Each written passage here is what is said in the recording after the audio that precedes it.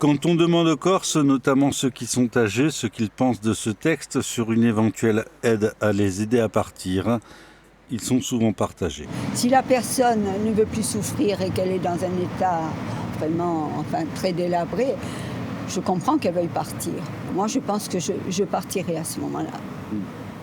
Sans souffrir et à partir du moment où on ne peut plus rien faire. Il arrive un moment où... Donc, moi, mais enfin, pas tout le monde ne pense comme moi, ça c'est sûr. Les jeunes médecins, corses notamment, sont aussi divisés autour du serment d'Hippocrate. Faut-il aider ces personnes à partir si elles ne sont pas toujours prêtes à le faire ? Il y a la souffrance et les personnes sont épuisées physiquement, psychologiquement, la douleur c'est difficile et à un moment donné ont envie de cesser le combat et d'être définitivement apaisées et déchargées de ce fardeau. Et il y a des moments où certains patients, un matin, ils se lèvent, ils sont un peu mieux et ils ont un peu plus envie de se battre.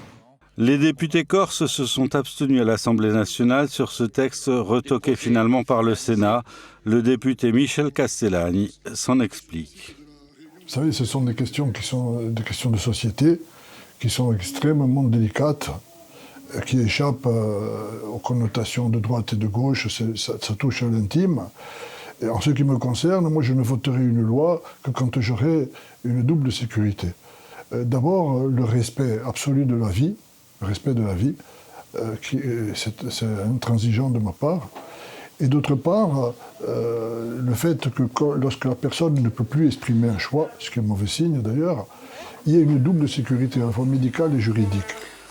Le rapporteur Olivier Falorni, lui, veut croire que la navette parlementaire laissera le dernier mot à l'Assemblée nationale, qui s'est montrée favorable à son texte.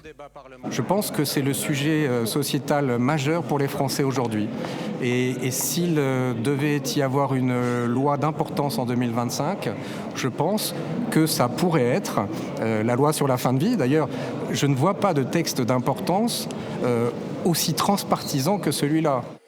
Le texte repassera en février à l'Assemblée. S'il était bloqué, Emmanuel Macron pourrait le soumettre à référendum.